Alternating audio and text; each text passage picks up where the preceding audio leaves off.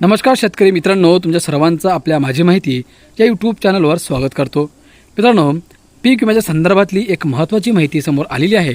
ती माहिती काय आहे सविस्तर या व्हिडिओच्या माध्यमातून आपण जाणून घेणार आहोत। मित्रांनो, राज्यातील काही जिल्ह्यांमध्ये काही तालुक्यांना आता पीक विमा मिळाला नाही।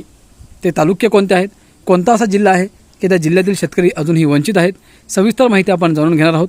पण व्हिडिओमध्ये समोर जाण्याआधी तुम्हाला एक छोटीशी विनंती करतो की तुम्ही आपल्या माझी माहिती या यूट्यूब चॅनलला सबस्क्राईब नक्की करून घ्या। शेतकरी मित्रांनो, गतवर्षी अतिवृष्टी आणि सततच्या पावसामुळे पिकांचे मोठ्या प्रमाणात नुकसान झाले असतानाही अमरावती जिल्ह्यातील 10 तालुक्यातील शेतकऱ्यांना पीक विमा भरपाईपासून वंचित राहावे लागल्याचे चित्र आहे।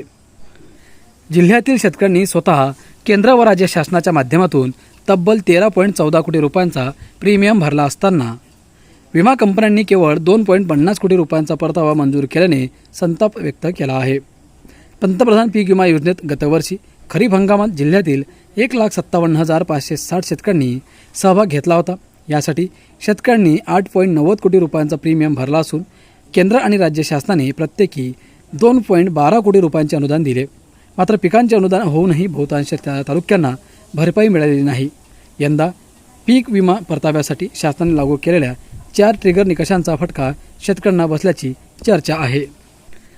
कमी पाऊस, हंगामातील प्रतिकूल परिस्थिती, स्थानिक आपत्ती आणि काढणी पश्चात नुकसान या निकषांबरोबर पीक कापणी प्रयोगावर आधारित उत्पादनाची अट लागू करण्यात आली।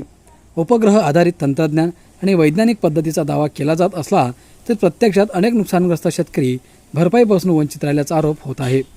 जिल्ह्यातील 10 तालुक्यांमध्ये पावसामुळे मोठ्या प्रमाणात नुकसान झाले। सरासरीपेक्षा अधिक पाऊस आणि 42 मंडळांमध्ये अतिवृष्टी नोंद झाली होती। त्यामुळे सोयाबीन, कापूस व इतर खरीप पिकांच्या उत्पादनात घट झाली।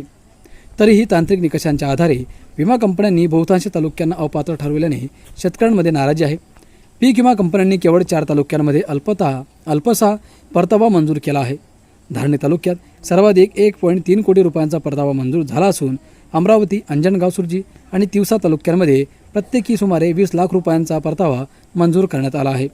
उर्वरित 10 तालुक्यातील शेतकऱ्यांना कोणतीही मदत मिळालेली नाही। कंपन्यांच्या अहवालावर आधारित पीक विमा परतावा मंजूर करण्यात आला आहे। मात्र पीक कापणी प्रयोगाचे विश्लेषण कंपनी स्तरावर सुरू असल्याने त्यानंतर शेतकरी संख्येत वाढ होण्याची शक्यता आहे, अशी माहिती जिल्हा अधीक्षक कृषी अधिकारी राहुल सातपुते यांनी दिली।